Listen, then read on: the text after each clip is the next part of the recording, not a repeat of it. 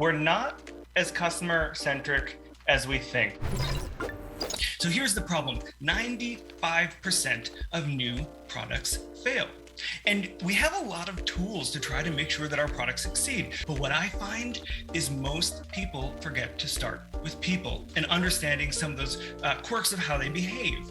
I want you to imagine a world where your growth tactics were more effective, where you didn't need incremental budget to scale all the time, and you didn't always have to dilute your brand with over discounting or increasing trial lengths in order to entice people to join. We're going to do exactly that today as I walk you through the 3 steps to supercharge your growth with psychology. And it all starts with nudging people. You may have heard that phrase nudging before. I think of this as really deliberately designing the behavioral environment where people are making choices. Step 2 is persuading them. Once they're in that environment, how can you increase the chance that they get to yes? And third is get them talking. After you have a core audience, the next way you can really up-level your growth is by getting people to authentically advertise for you by spreading your message. Step 1, nudge them. Let's say you're browsing on 2 electronic sites and you come across a pair of headphones that you love. On this first site, it is $150 on the product page, all in.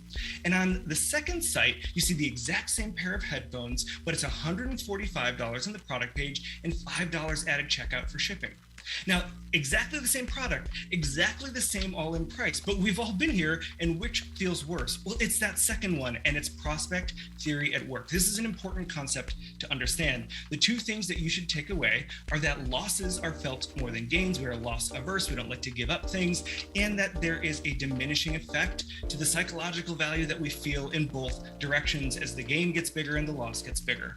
What does it mean for that headphones example? Well, you felt that $150 loss here on the curve, but when you pair $145 and $5, those actually stack up.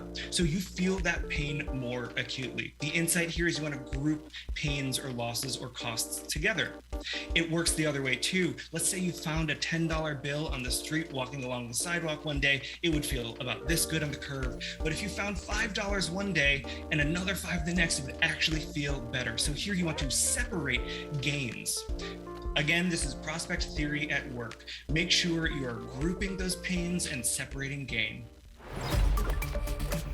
Want to watch the full video? Check out the link below to view more.